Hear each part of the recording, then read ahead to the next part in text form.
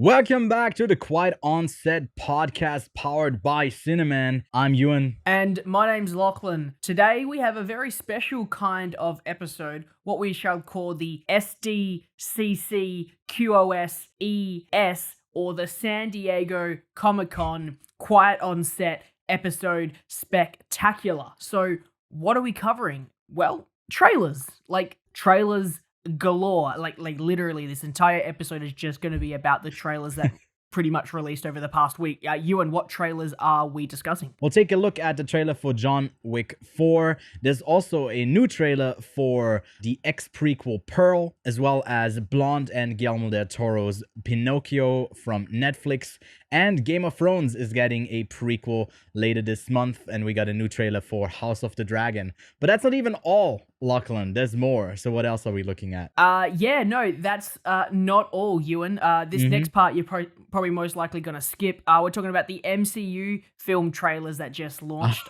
Black Panther, Wakanda Forever, I Am Groot, and She-Hulk, and the DCEU films Shazam, Fury of the Gods, and Black Adam, which obviously, you know, Marvel movies, superhero movies aren't your cup of tea, but unfortunately, I guess there was no there was an A24 film that released, wasn't there?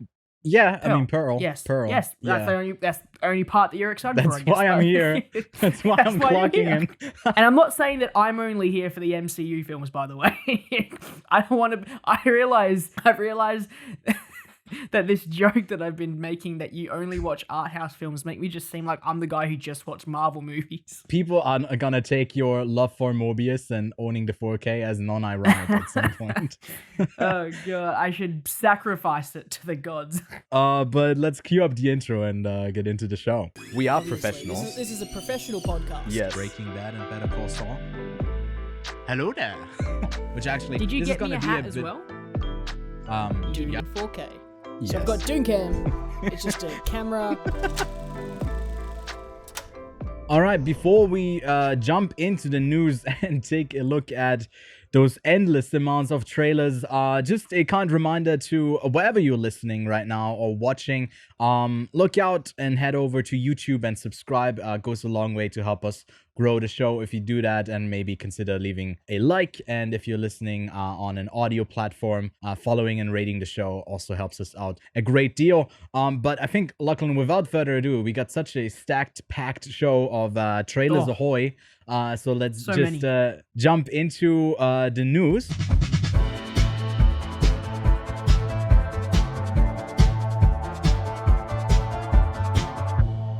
So I think the way we're going to break this down is because there was a bunch of trailers that premiered at Comic-Con. There was also a more than regular amount of trailers that just premiered throughout the week in this news cycle we've had since last Friday. That we'll start it off with how we usually do it, with just a couple of trailers that aren't really attached to a big property like the MCU or the DC. We'll do those later in our news segment, and we'll kick it off as always with a couple of shout outs of trailers that we would say, well, consider if you're interested checking them out, but we won't discuss them any further. And those are as follows. First, the Netflix film Me Time with Kevin Hart and Mark Wahlberg. Seems like an over-the-top comedy that's heading over there on August 26th. Then we got Samaritan with Sylvester Stallone and Ashtray from Euphoria.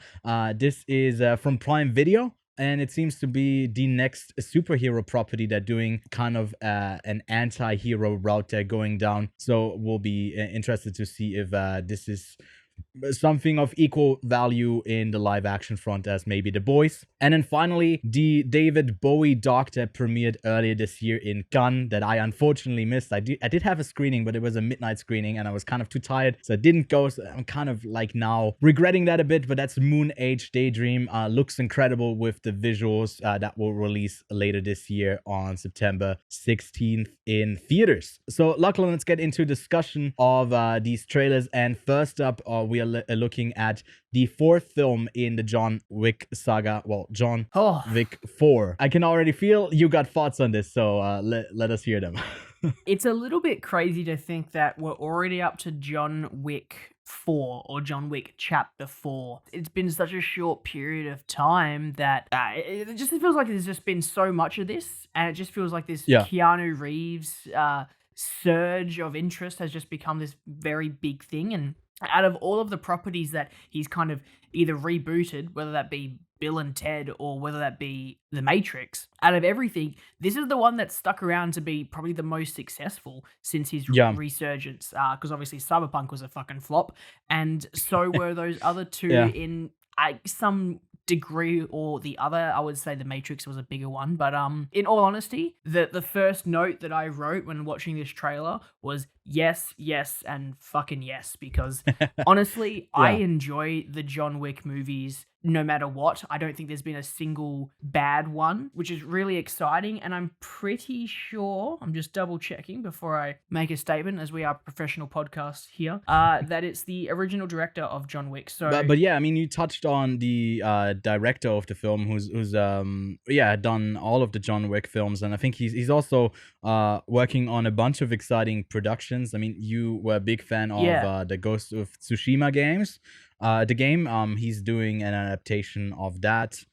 He has a lot going on. I think you also just noticed that he's doing Highlander as well. Highlander, yeah. If anyone is to watch a career right now, like, this man obviously has a background in stunts, so any film that he's going to do, you definitely can most likely bet that there's going to be some very awesome action scenes in it. And that's quite exciting because I feel like there's been a drop in what action has been. Yeah. And you know what, by the way, just before we continue on talking about the rest of the trailers and everything, we're not just going to be talking about the trailers. I feel like this is a great foundation to have a discussion around what the industry is doing at the moment, especially because MCU films are going to be dominating the last half of this episode. And that's a big part of the trend in Hollywood right now is superhero movies. And we obviously just talked about Samaritan, which is, again, another superhero IP in the world of film. But John Wick is one of these unique ones where it's a action movie, and there's obviously been spin-offs coming out as well with Ballerina with Ana de Armas.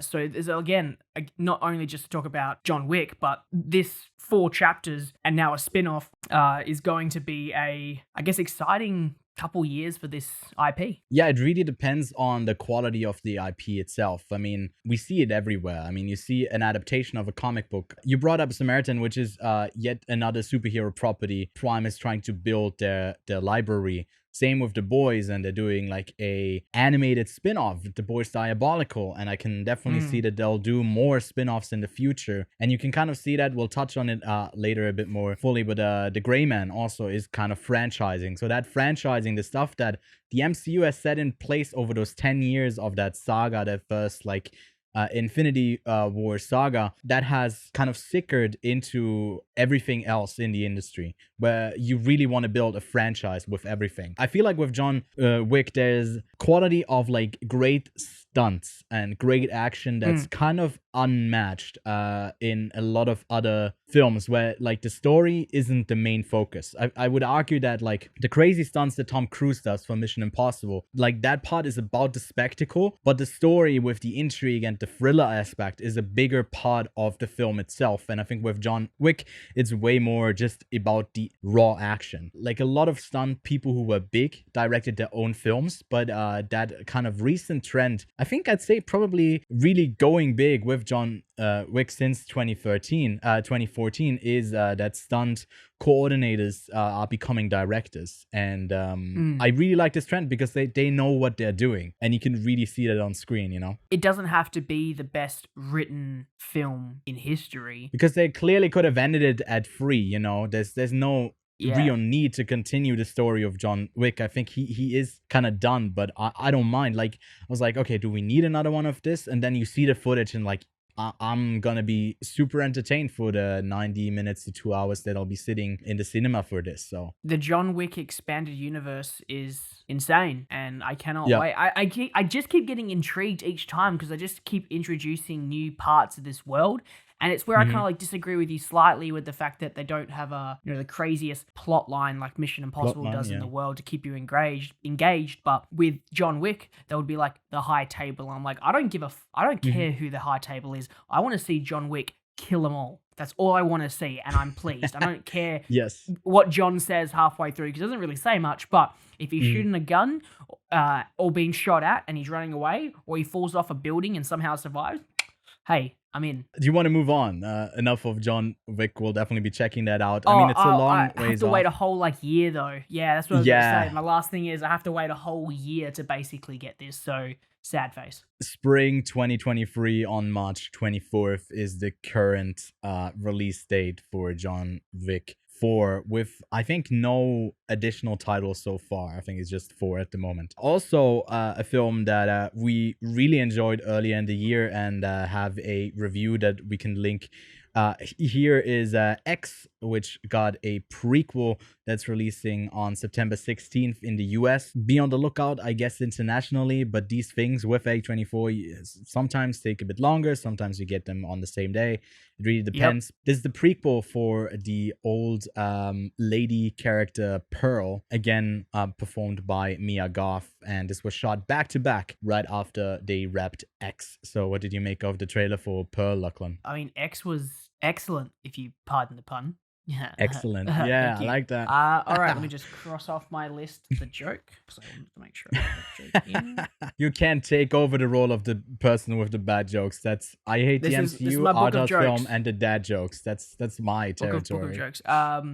Yeah. So no, yeah, X was phenomenal. I really enjoyed it as a modern horror classic in a way, because it had a lot of tropes from, you know, the horror films that I really enjoy. Maybe not for everybody, but definitely for me, I really thought it was awesome. So I feel like it had the vibe, the energy that the original was having, but still basically being able to stand on its own 2 feet and have a uniqueness to it, that it's not going to be just a straight up another like film exactly like X. So an origin story, as you could call it, in the world of expanded universes and reappearing characters. But no, I really enjoyed Mia Goth in the original, so I'll be very excited to see her in this one. Yeah, I think a difference from the original X film is that it doesn't just take place in one night. It feels like it's a bit of a grander narrative that establishes that character, but it's an interesting one because, you know, we focus what it seems like not on the people she kills, but on the killer herself. You know, knowing where she ends up, it might be interesting to see like what leads her to this place and all the trauma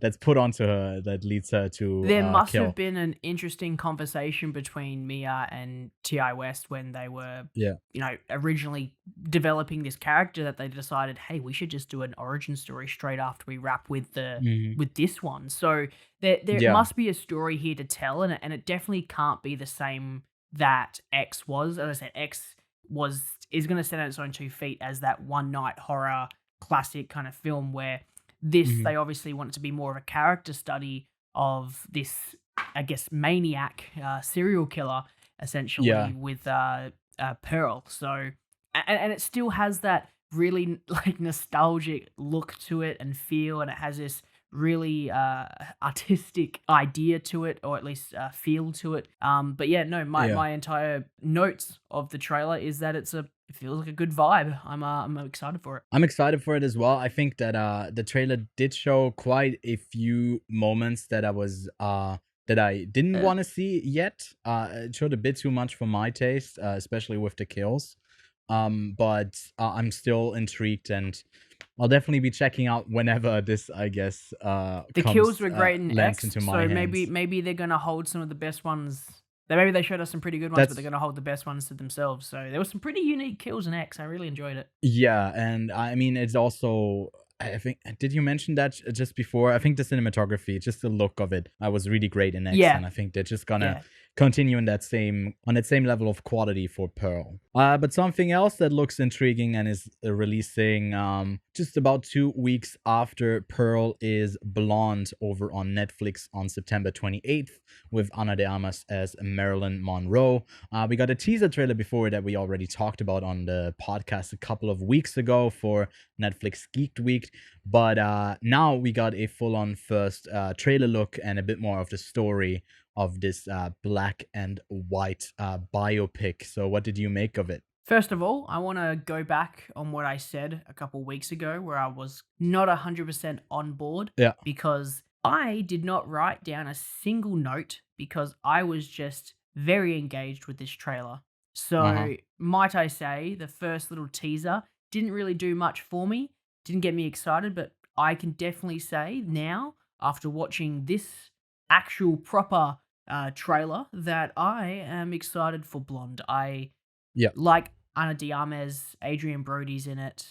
There's a large, awesome cast. And as I said, this trailer really got me engaged and enthralled to... Enthralled? I don't know how to say that word. That's a weird word to say. I'm just really excited to watch this film. Other than that, yeah, those are my thoughts. Yeah, I think a couple of weeks ago when we first talked about it, you mentioned that it's like based on the book about her, and it's way more a peek behind the curtain. And that first impression that I got from the trailer was her just looking in the mirror and then laughing. I thought that, like, you know, that was just a performative thing for the trailer to kind of give us a bit of depth. But this trailer showed that it's gonna have, like, you know, a bigger focus on the actual psyche of Marilyn. And I think that's what's interesting. I think that's what made Spencer to both of us so interesting from last year with Kristen Stewart. That kind of peek behind the curtain of what that kind of put upon fame does to you, and like makes you into a fake person, what that does to you. And if that gets explored in pretty pictures and a great performance by Ana de Armas, then I'm totally in. So I'm quite keen for Blonde as well. Well, let's move on to one of the two Pinocchio films releasing in 2022. One of two. And that is, wow. Yeah, not the Robert Zemeckis one from Disney, but the Netflix produced Pinocchio by Guillermo del Toro. So yeah, first proper look after we also just got a teaser for this that shows a bit more of the look and the kind of style they're going for. I'm kind of intrigued because it looks kind of different. I couldn't really compare it to like a single other film that specifically also shares that look. But what did you make of the trailer, Lachlan? First of all, I could listen to Ewan McGregor's voice all day. Right? I thought you were gonna say you could listen to my voice, and I was like, oh, that's jarring. Oh, I'm sorry. Ewan McGregor's in this. I'm sorry, but no, Ewan McGregor's voice, absolutely the God cricket. sent. I mean, to be fair, our podcast also has Ewan and the cricket on the show. It's just like, you know, not Ewan as the cricket. But that would be kind of a, you know, face-free reveal that the whole time, the background noise that it makes late at night for you, if that actually was me just standing outside your place. Just doing cricket noises. So to go on with what you said about how you couldn't really put your finger on, or at least compare it to something that looks very similar, because it has that claymation feel of like Coraline and Missing Link of recent times with that kind of style, but it had this extra flair to it. I guess what you could call the Guillermo del Toro magical flair that his films kind of have. Because if you watch a Del Toro film, whether it be live action or whether it be, I guess, animated, there is something about it that you go, this just isn't 100% set in the world that I'm living in. There's a fantasy aspect to it. And obviously this is animated, but in the same kind of sense that you watch this trailer and you go, okay, this is the classic Pinocchio feel, but it kind of just feels a bit more on the magical side of things. And that's kind of what I got out of it. And for me, I think the biggest thing that had about this kind of spark to it was the music was insane. Like, come on, that music in this trailer, phenomenal. Yeah, I think it's setting up to be kind of a energetic holiday film, you know, later in the year. I think it kind of nails that, to have that magic bit of like, something's coming to life, but also something notable that might be very technical. But I thought that, is this like an 18 or 12 frames per second type of like the stop motion feels a bit slower than I'm even used to like stop motion usually. It has really like the way that things move is also very stylized, but maybe I'm just not used to seeing a lot of stop motion as of recent. But yeah, I think that kind of was something that stood out to me as well, and I really like the style. Like you said, also the music and the voice cast is super stacked, right? Oh man, there is so many people in here. We've got Kate Blanchett, Ewan McGregor, as we said, Tilda Swinton, We've got Christoph Waltz, Ron Perlman, a classic Del Toro returner. Yeah, there is a crazy amount of people who are in this film. But yeah, definitely in December of this year. I don't know if the other Pinocchio film is also slated to come out later this year, or if it will be early next year. But it would be funny if we get 2 Pinocchio films in December. But we'll see. It's definitely the one that I'm more interested in out of those 2. IMDb has just informed me that this is Ron Perlman's 8th collaboration with Guillermo del Toro. So interesting. Yeah, man, he's definitely doing a partnership. He's like best friend. But the crazy thing is, Ron Perlman also has like 171 acting credits. So he has been acting in a lot of stuff, a lot of TV, and obviously this is films. Del Toro's first animated film. Is it? Oh yeah, I didn't even notice that. Yeah, that. Which makes sense because he's got a very unique vision, and I feel like at some point there's got to be out of a, hey man, this is out of the realm of reality that we can design for this film. You got to tone it back a little bit. But I guess in the world of animation, not so much like the claymation animation, but digital one, he could probably have a bit more free reign to it. Yeah, and he's one who knows how to use CGI when he uses it in the shape of water, but he's also great with reference work of I guess like actual costumes and the effects, makeup and stuff like that. So it kind of does make sense that he is then comfortable to have a team surrounding him that does something as like intricate as claymation, which is just so hard to nail. And I think like someone who's has a lot of experience with it is Wes Anderson, who's also very stylized. So I'm quite keen to see what he does with Pinocchio, because I think he's one of those directors who really gets usually what he wants, at least out of the stylization of the film. And then the new film from Chris Nolan that's releasing in summer next year is Oppenheimer, about the as he's been named the father of the atom bomb. What did you make of the trailer? It's more of a teaser so far, I describe it, right? Not a it is a full-on bit trailer. of a teaser from Nolan, and I guess there's not a lot that we know about what the story is going to be like, but I guess this trailer gives us a lot of speculation as to what explosions. it could be. I guess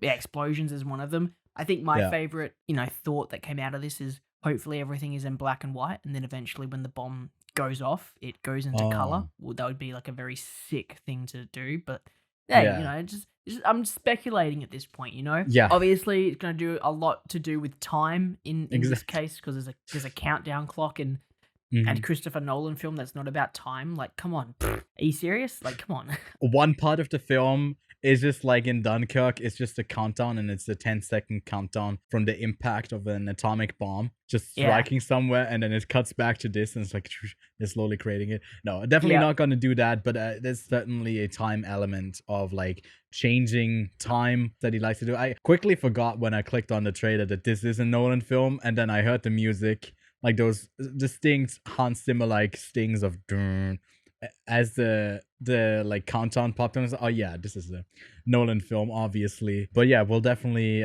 be keen to see a bit more. Have you seen the cast? Like, we've talked about the cast for Pinocchio. Oh yeah, but the cast for this. Okay, Florence Pugh, Jack Quaid, Cillian Murphy playing Oppenheimer, Matthew Modine, Matt Damon, Emily Blunt, Robert Downey Jr., we've got Gary Oldman, we've got Rami Malek, we've got a Skarsgård in here, Jason Clarkson, Jesus. Dane DeHaan. Man, Jesus. he is just... Casey Affleck. He's got a cast. Alex Wolff. Wait, I didn't know that it was this stacked. Benny Safdie. Wait, holy... There's a Safdie in there. Damn. Yep. There is a massive cast here. And I mean, if we keep going down, Hoyt van Hoytma is also doing cinematography as well. They work together, so they're going to love each other. Music by Ludwig. Oh, Ludwig Göransson is doing the music. Yeah, someone who's stepping up, almost taking the place of Hans Zimmer as of recent. He's really stepped up. Talented. And also, I think Jennifer Lame has edited a lot of the films for Christopher Nolan so far, if I'm not mistaken. She's also worked with Ari Aster, with Noah Baumbach. There's a lot of quality people that are great at what they do, just assembled for this film. So Hopefully it's a bit more brought back than what Tenet was, because I'm really yes. hoping it's not super, because Tenet was a bit too much, if I'm totally honest. Tenet was Yeah. unfortunately just great concept, great storytelling, great music, great editing, everything worked together, and Mhm. then it didn't. It literally just stopped working, and it's just too much was done in that film. So hopefully Nolan taking a step back into more of a character piece of Oppenheimer, but also a massive ensemble cast to deal with as Yeah. well. I am hoping that this film will bring Nolan to return to form, essentially, back to his glory days. Which, Ewan, what would you say is the last best Nolan film? My immediate first pick would be Dunkirk if I Okay. had to choose something. But I would have to look at what released. It's a bit of a mush. We did a Nolan bracket kind of early on into the show that we maybe can link in the description of this episode, but we kind of went over everything that he released so far. But yeah, I mean, Dunkirk was 2017, and apart from Tenet, that's the last thing he did. So yeah, that was quite recent. I'm still going to go back further. I'm still going to say Inception was better. I don't think he's put anything else out that's as good as what Inception was. Oh yeah, Interstellar yeah. was phenomenal, but the ending fucked it for me. Where Mhm. Inception's ending was, at least you could come up with your own ending in a way. But for me, it's Inception. You know what? Even I could say The Prestige, because I still like The Prestige quite a bit. But I'm going to say Inception. Yeah, I mean, The Prestige was even earlier than I mean, The Dark Knight is also excellent. Yeah, that was 2008, and then Prestige. I think And was that's like all of them 2006. back to back to back. I'm pretty sure it goes like He had a I think it stacked goes- era from 2000 to 2010. His 2010s The haven't Dark been Knight. as strong Interstellar. since then. no. But I'm not as big a fan as other people are of Interstellar. I really just liked the experience of Dunkirk. I remember like walking out of the cinema and just being flabbergasted by what sound can do to a film. I didn't even get to see it in cinema, funnily enough. I bought it on iTunes, and I Mm. bought the high definition one back when Australia's internet didn't have the current state that it's in, which is still shit, so it was much worse. I downloaded 20 gigabytes. It took me a day. Oh my god. Took me a day to download Interstellar so I could watch it. I didn't stream Yeah. it because I knew it would be terrible. This is on iTunes, but I had to download it so I could watch it offline so it wouldn't buffer or anything. So Behind the scenes of the podcast, I'm also very happy that Australia is getting a bit of their shit together when it comes to the internet, because like these uploads used to take quite a bit for you and it was kind of a hassle. So we could feel it, the internet speed. So it's great that you finally also get like decent internet, not even fast internet, but just decent. That's it for Oppenheimer. We'll definitely be talking about this later in the year or whenever it first releases. I mean, it's a July release, so it could aim for a gun premiere, maybe. I don't know if that was something that Nolan would even be considering, or if that's even necessary for a Nolan film at this point. I know that the Scorsese film, Killers of the Flower Moon, doesn't look like it's hitting the release date of the end of this year, so it will most likely head to a festival early next year, most likely Cannes, but we'll see if there's some other stuff that's coming out of there. But something we don't have to wait as long for, just a couple of weeks in fact, is the start of the first, and at this point I think pretty much single Game of Thrones spin-off and prequel show, House of the Dragon. There was a trailer that released during Comic-Con and an extended look at it as well, and it's supposedly, I guess, just a story about the succession of a throne and kind of the power that a single family, or I think it's just the Targaryens, right, who are fighting over this. I didn't really pick up on how big that family is of those blonde people just on screen, but to Very me blonde this people. looked good. This had really nailed the visual style of what I was thinking that the Lord of the Rings show should look like. And then it looked very glossy, and I think this is way more grounded. So like that's like, this is what I was picturing with the Lord of the Rings thing. But what did you make of the House of the Dragon? Has a different look to, I guess, what I remember Game of Thrones looking like, but it still has Yeah. at least a very similar feel to it. So it's not distancing itself from the original show at all. But it Yeah. has definitely got its own. Oh my god, this seat is really squeaky today. Jeez, I gotta get some fucking WD-40 on this bitch. It has a distinguishable enough look from the original that it's Yeah. not too samey. Because Mhm. this is obviously set 200 years prior to Yeah. the story that we witness in Game of Thrones. For me, I really enjoyed Game of Thrones throughout, and obviously we won't talk about the final season because it's just Yeah. beating a dead horse at this point. But Mm-hmm.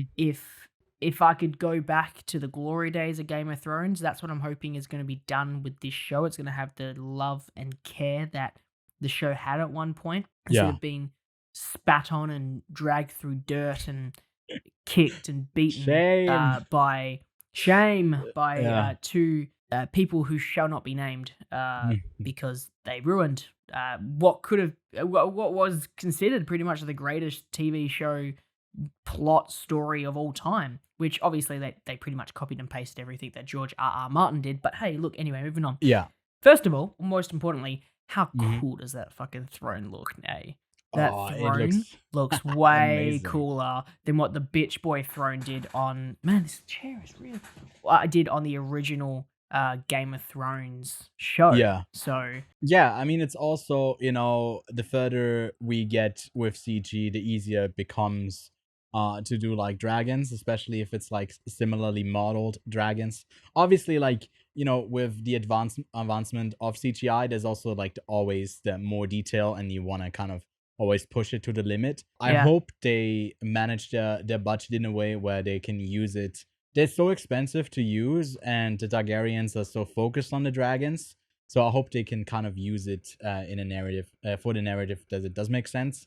But I'm also keen for the cast. There's like Matt Smith, who seems to be one of the leaders, one of the leading people. What I'm not sure about is, we haven't even gotten the first episode, but what's the end game for this series? Like, is it something that's just gonna continue as far as they can kind of stretch it, or do they have, probably not, but like a story in mind that they want to get to? And it's like a set thing, because I'd much rather get like something, to name drop it again, like always, Better Call Saul, that has like a set thing that they want to go to. Although they also didn't have like a finished end goal when they started the whole series, where they want to go. But it's coming together nicely because they've planned it so well. And I think they were kind of, left a bit stranded when George R.R. Martin wasn't, writing new material for them to adapt. And that's kind of what's the downfall for that series. But maybe, starting fresh and clean right from the get-go, we can get a quicker feel for the show, and if it actually like has sustainability and this is worth checking out and keeping up with for more than just a season. to note on what you just said, Variety says roughly just under $20 million per episode. So I feel like they have enough money to definitely do some decent stuff per episode. And Yeah. I think that for this show, they won't drag it on for as long as they want, because they know they can just start up a new spin-off with a new story. Nice.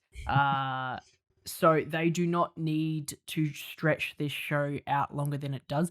I can definitely see it being, 3 seasons long, with a story of, Yeah. the like a rise and fall of the particular person who wants to be the ruler, and then eventually their downfall once again, because if anything, obviously it should take place and then eventually round off, because you can't do 200 years 300 years, because that's getting into our story that with Game of Thrones. So Yeah. they definitely have an end goal that they can get to. How long they take to get there, I can't really tell you, unfortunately, but I don't Yeah. think they'll drag it on. They've learnt from their mistakes of dragging a show on for a little bit too longer than when it has to, or wrapping it up too quickly, etc., etc.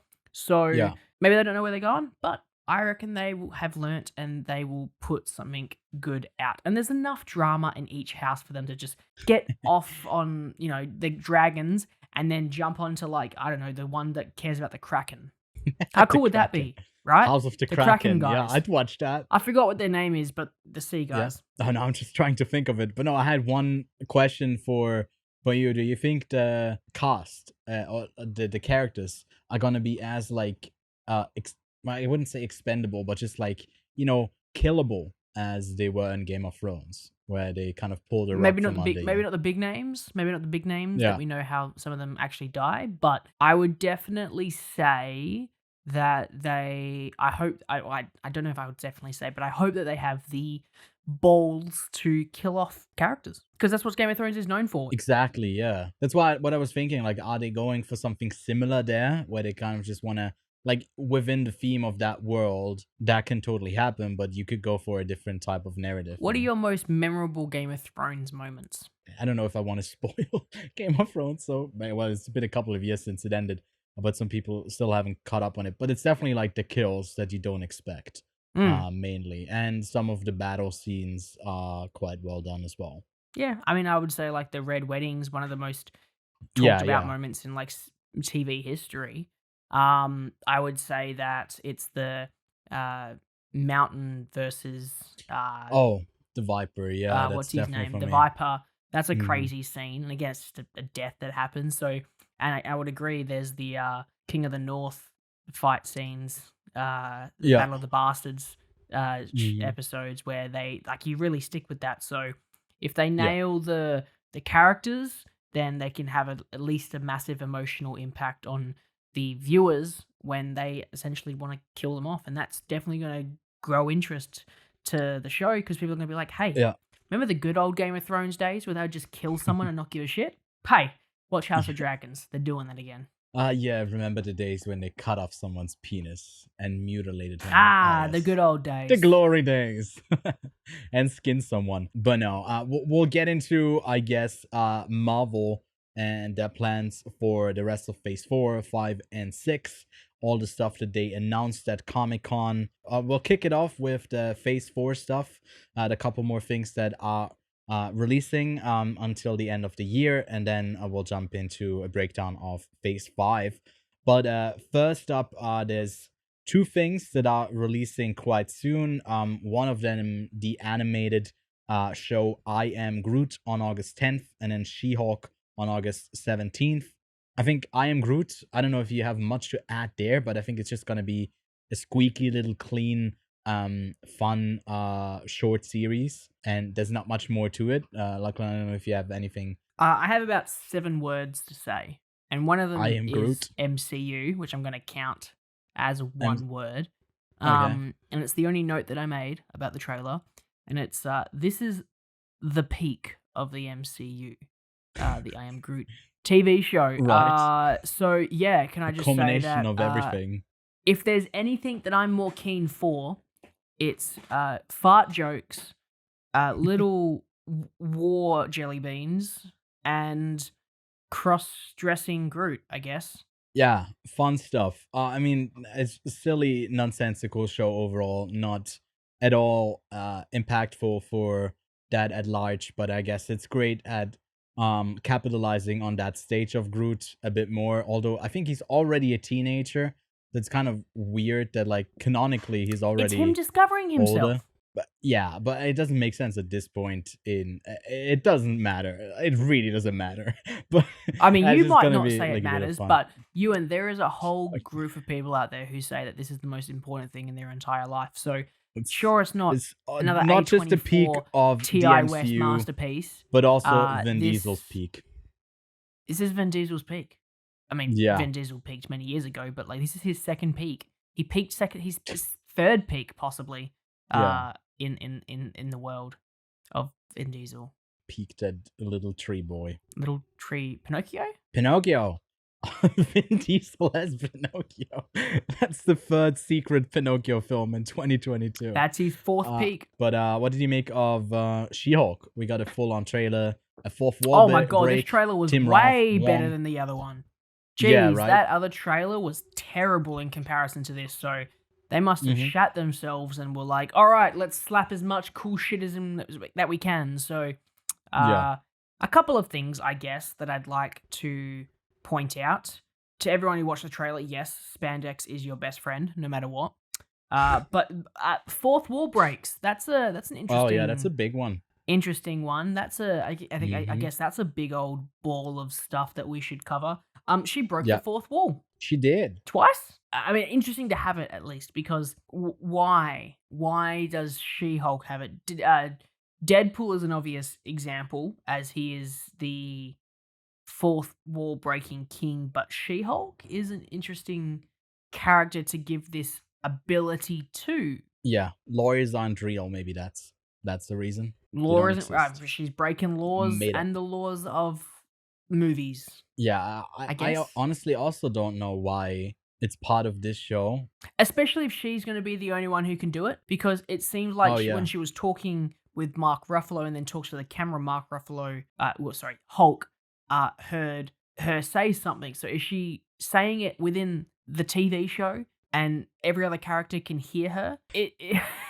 I guess we can't really talk much about it until we actually watch it. I saw some people compare it to Fleabag. I was like, no. This is to be an MCU hater. This is MCU. It's not Fleabag. It's not But Phoebe Wong. Waller-Bridge. No. Wong was in it. Wong is in this. Yeah. Phase And, Wong is not just a joke, it's actually a thing. He's basically been in everything. Yes. I think he just has one of those crazy contracts that Yeah. I think a bunch of people had, like Chris Evans, just appearances, and then they had him in the second, fourth film, I think, as a cameo. Yep.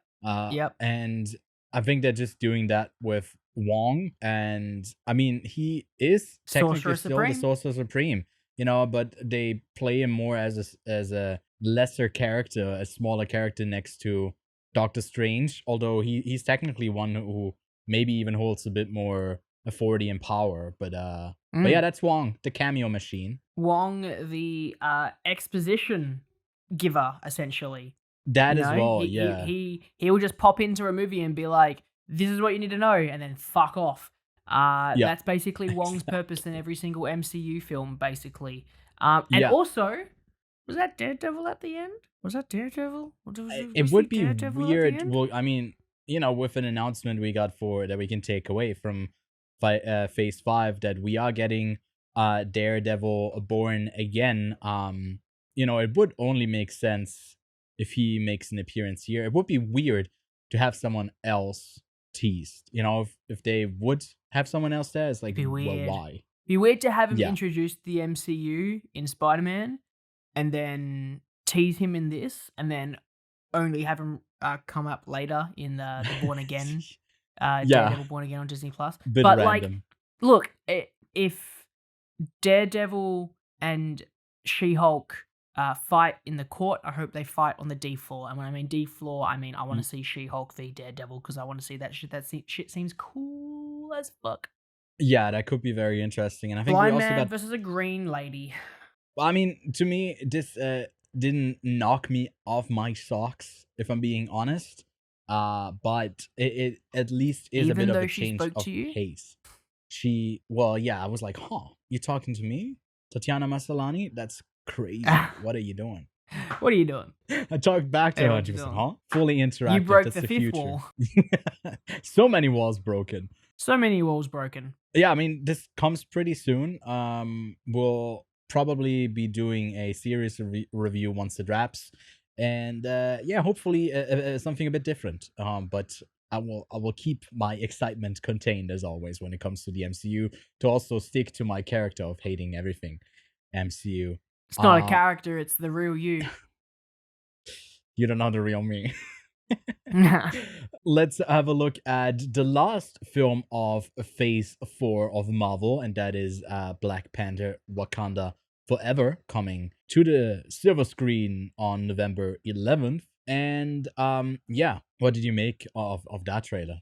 Definitely tugged at the heartstrings. They knew they were going to get some people in to watch the trailer, and they knew they could get some people in if they tug at it a little bit, get a bit of Chadwick in the chat vibes, essentially. So for me, Black Panther 1 was excellent in pretty much the majority of the film, except for the final shitty CGI fight scene.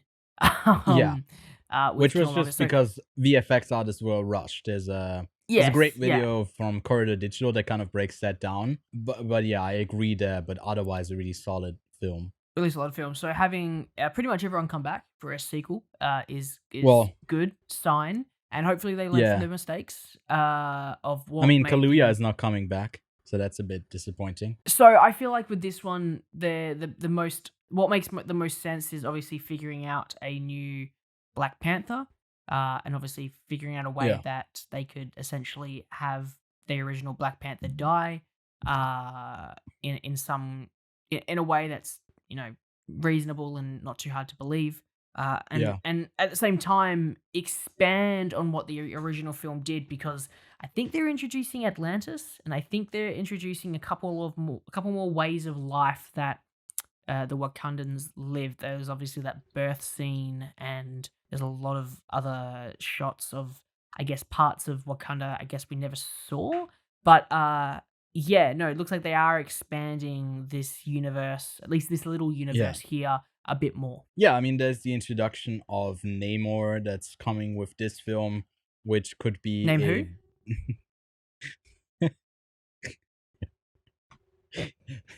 Namor. Oh, Name Nameless. Oh, Namor. Nameless. You are full on dad joke this episode. It's crazy. But no, I mean, we are getting Shuri back. Lupita Nyong'o as Nakia. Winston Duke is in Baku, so a lot of the returning cast. And for some reason, I think Martin Freeman is also still in this film. I don't know why. Excellent. I don't know why Excellent. he's tied I love to him this. putting on the accent. I know it's perfect. Yeah. I love it. I mean, yeah, it's just. Oh, I also just noticed that there's a character called Namor and then a character called Namora. Creative naming choices there, but he could be someone, or they could be heroes that could pop up later. I haven't read the comics, but I hear his name being dropped quite a couple of times before, so I think he's a bigger player in the comics. The water so space. They might do a bit more. Yes, he is their Aquaman, although he's not as, I don't know if he's as ripped, but I mean, no one compares. He's more Aqua than he is man. Let's put it that way. Where Momoa is more man than he is Aqua. That is such a great description. Thank you. That actually nails it. Thank but you. yeah, that's that. But no, I mean, that's not the only thing that was announced with all of the MCU stuff. There's a shit ton more. I mean, Oh, yeah. So that's the end of phase 4, I believe. Phase 5 literally goes February 17th, kicking off phase 5. We've got Ant-Man and the Wasp, Quantumania, Feb 17th, 2023. We've got Secret Invasion, Spring 2023. We've got Guardians of the Galaxy Volume 3, May 5th, 23. Echo, Disney Plus, releasing on summer 23. Then you've also got Loki Season 2, summer of 23. The Marvels, being a movie, not a Disney Plus show, July 23. We've got Blade in November 23. We've got Ironheart, which also was, I believe, teased in Black Panther 2's trailer as well. She was cutting out a heart made of iron. There you go. That's me linking two things Very together. literal. Very Yeah. literal. Yeah. Here, it didn't go over Wait, my does head. Blade Good have try. a blade? Yeah. Crazy. Does Echo? Echo? I can't keep doing this. Winter of 2023/24 is Agatha. Then you've got Daredevil, Born Again, Disney Plus show, Spring 2024, and Captain America: New World Order, May 3rd, 2024. And there were some animated films that were, or animated stuff by Marvel that was announced. Yeah. Yeah. The second season of What If, I think Crazy. is also coming early 2023, but for some reason they don't have it on the lineup for Phase 5. Okay. There's something called Spider-Man Freshman Year that I'll put up the release date if I can find it, but I didn't find it. I didn't put it in here right now. And then yeah, they were also showing kind of a spin-off from one of the episodes in What If, Marvel Zombies, which interestingly enough has a couple of the heroes as the Marvel Zombies, like Hawkeye, Wanda, Icarus, Captain America, Captain Marvel, Abomination, and more. And then our heroes are a bit more of the newer heroes, like Yelena, Kate Bishop, Red Guardian. For some reason, Katie from Shang-Chi, and Shang-Chi himself, Jimmy Woo, Miss Marvel, and someone called the Death Dealer, I think. I don't know who that is. But yeah, just a bunch of like the newer and younger cast going up against the older zombies. But yeah, that's that. And then I think one last thing was X-Men 97, which I couldn't find when they are planning to release this. But yeah, also an animated show, if I'm not completely off there. Inspire, like, I guess, spin-off or continuation of those X-Men animated series from the 90s. But yeah, that's all the stuff animation has got.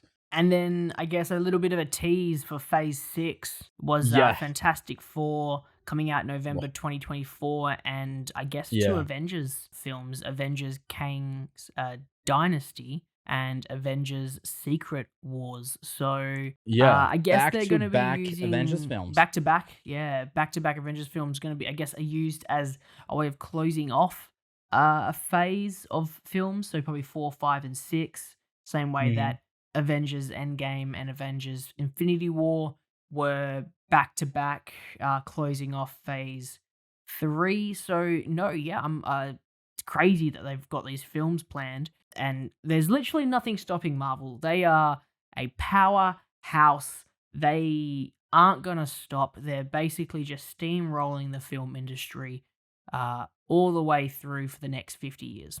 You think so? I think that 50,000, sorry. Yeah, 50,000. Well, look, this is going to be considered the Disney dynasty. The Disney dynasty, not the Kang dynasty. It's the Disney dynasty. Not the Kang dynasty, the Disney dynasty.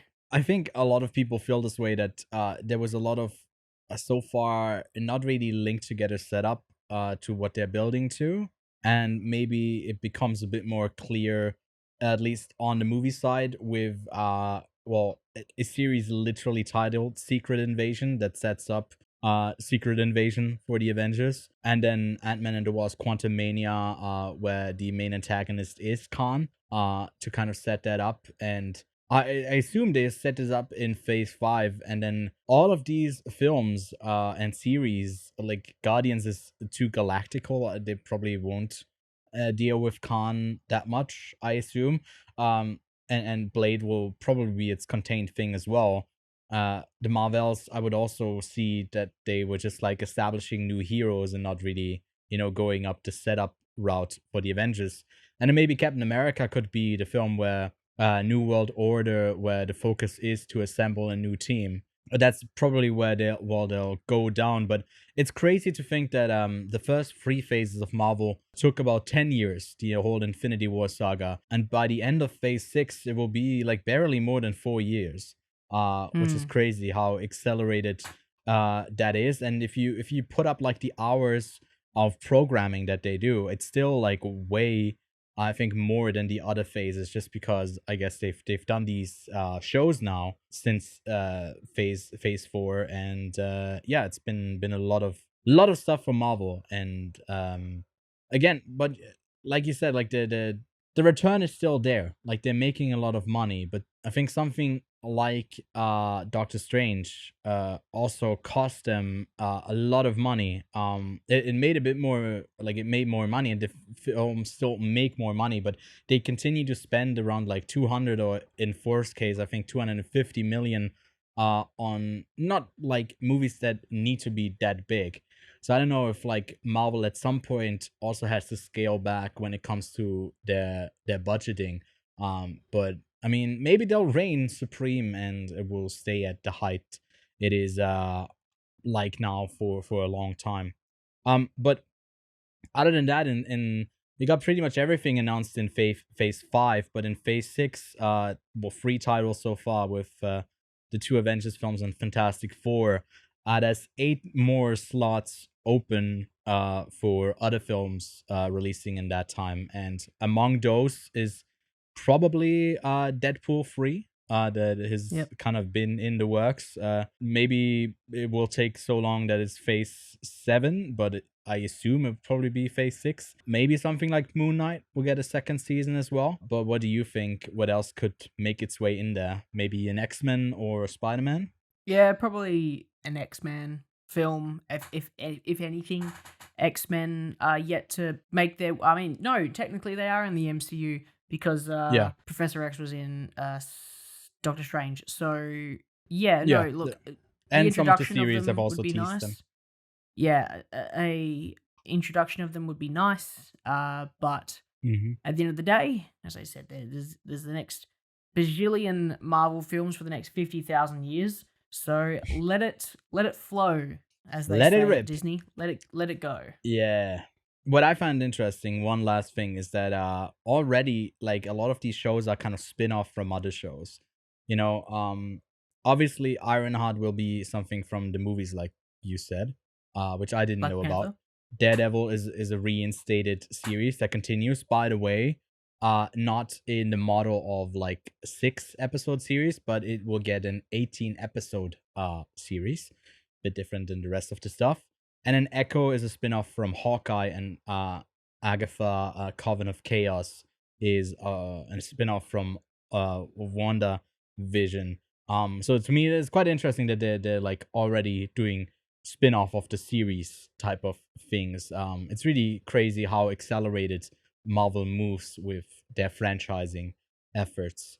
But yeah, I think that's that. I mean, there's never going to be a time, like you said, where we don't have Marvel to cover. I mean, in 2023 we'll get 4 Marvel films, and that's quite a lot, you know, and that's not even counting the series. So there's always going to be something Marvel going on every few months, which you can't say about DC. They are not having a hot streak at the moment, I'd say. And I think that panel was overall a bit considered a bit of a letdown. Maybe some expectations that were set up that Henry Cavill would show up, which was just solely based on rumors that didn't really have any merit. But he didn't show up. And they basically only showed the first trailer for Shazam: Fury of Gods, and then a short cut down teaser for Black Adam that showed even less than the trailer had already had before. So I don't know why they did that. But yeah, what did you make of the 2 things that DC premiered at Comic-Con? How did Shazam get a second film, but Man of Steel has still only got 1 film?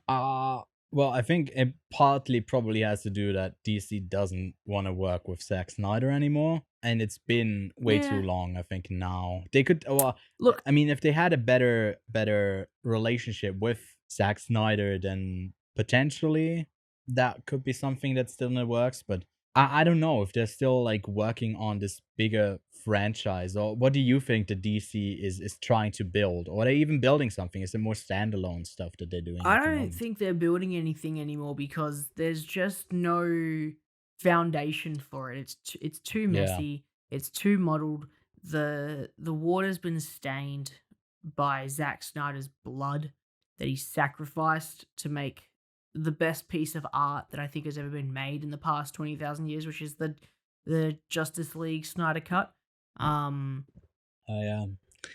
man, I remember us watching all 4 glorious hours of that together. All 4 glorious I was- hours. Yeah, crazy. There's, I Yeah. guess, there's a lot in the trailers, and I don't really want to discuss them because I guess they're not that interesting. If I'm totally honest, they don't have anything going for it for me because there's nothing to talk about because it's standalone. It doesn't seem to add anything. It's just another story from these characters. I guess the only If thing it I want to doesn't point build to out, something bigger, Lachlan is not interested. He's full on the Helen franchising Mirren is train. in Shazam 2. Okay. Yeah. Helen Mirren, okay? Phenomenal actress. Phenomenal, okay?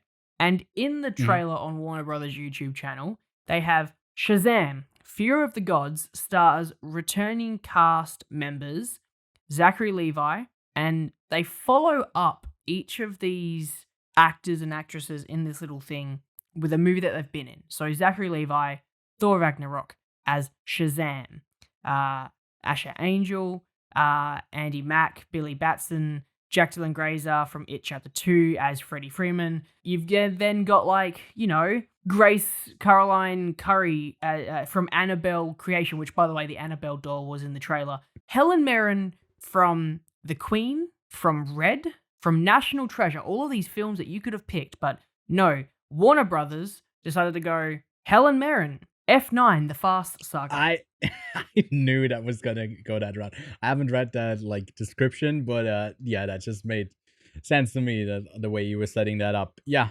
F9, which is what she's known F9. for. Helen Mirren is only known crazy. for F9. Not. In my opinion, I love her from National Treasure because I love that movie. National Treasure 2, Book of Secrets. I mean, to be fair, The Queen, F9 is she's just great. more recent, you know. Yeah. It's weird because Come on. F9 is also Universal. I was thinking that maybe they would use another Warner Bros. Film that these people are attached to, but I guess that's not the concern. Yeah, I no, mean, because Zachary Levi is from Thor Ragnarok. Wait, what? He has such a minor role in 4. He doesn't really do I know. much in that. That's a weird Not pick. Zachary Levi from the original Shazam, but So Zachary they just Levi picked from the Thor biggest Ragnarok. film.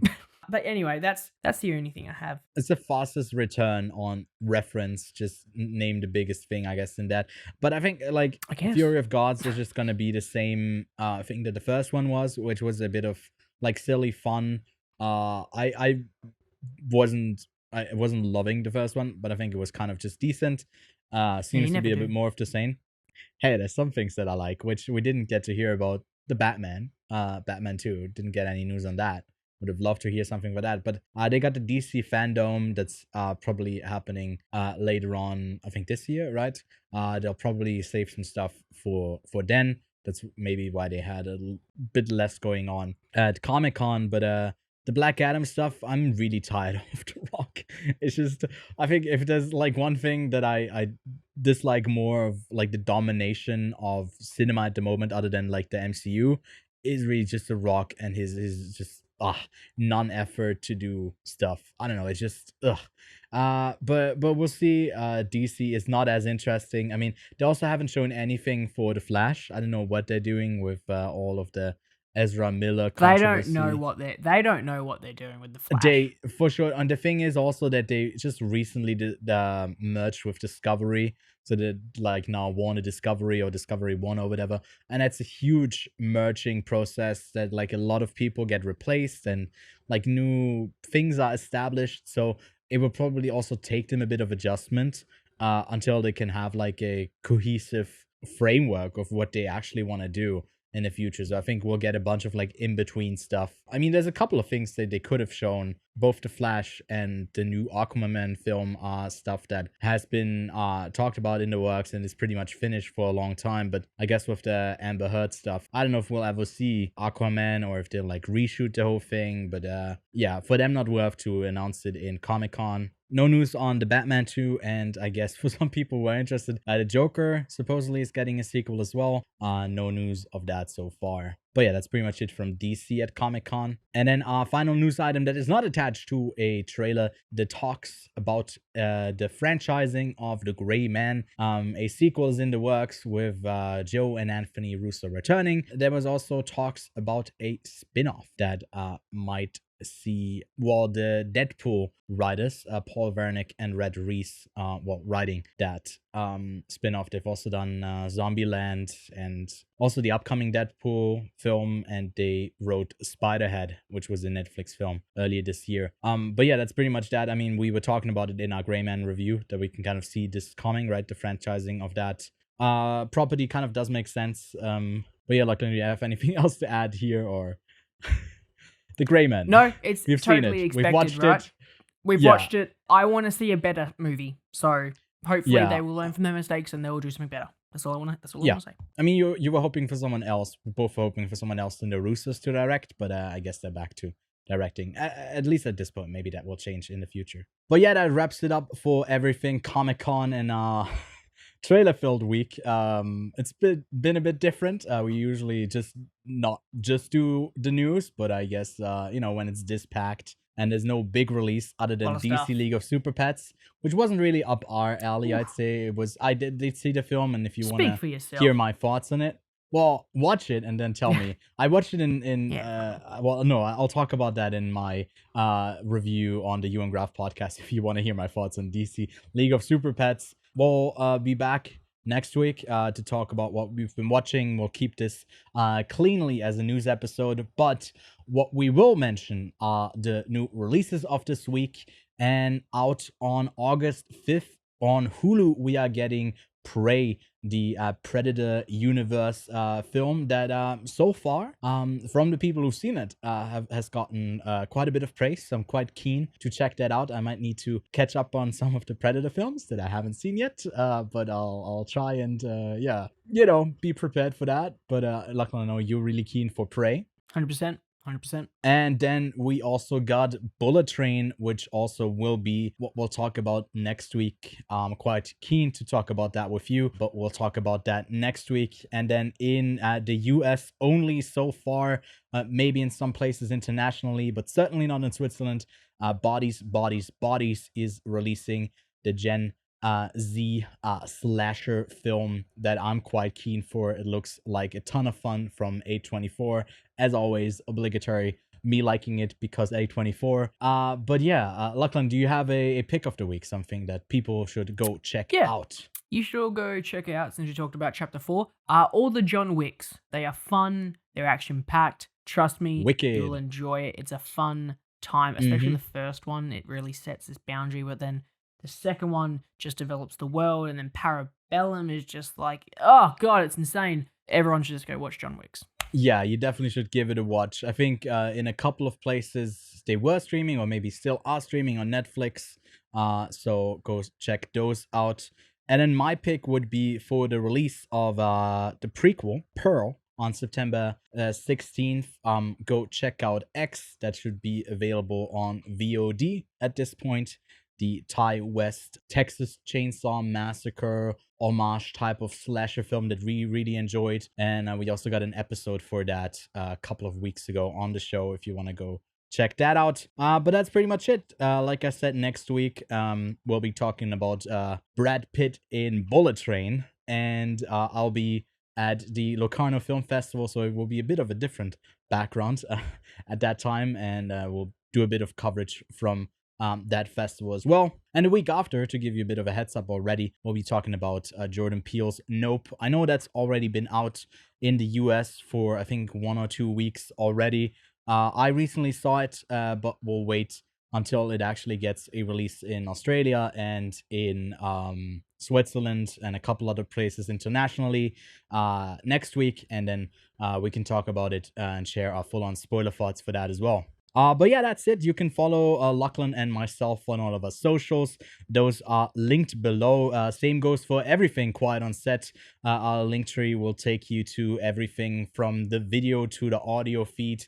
Also consider leaving a like and subscribing if you are on Cineman. Click that little YouTube button and head on over to our YouTube and subscribe. If you're already on YouTube, then just make that little red button turn gray, and all the stuff to support the show goes a long way and is really appreciated by us. The Quiet on Set podcast is powered by Cineman and hosted by myself, Ewan Graf and Lachlan Thiele. So thanks for tuning in, and we'll see you next Monday.